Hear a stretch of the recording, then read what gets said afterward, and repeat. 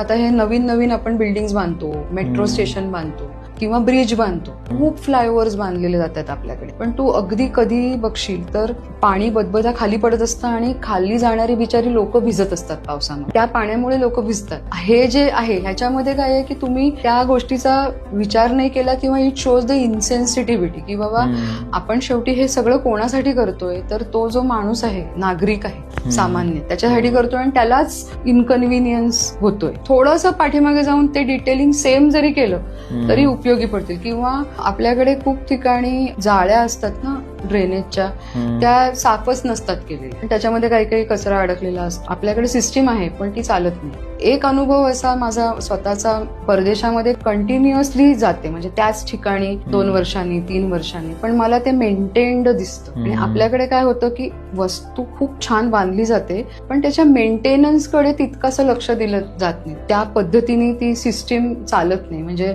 Drainage बांधलं आणि मग त्याची झाकणं तुटली, मग ती कोणती तरी सबस्टँडर्ड लावली. हा जो काही प्रकार आपल्याकडे होतो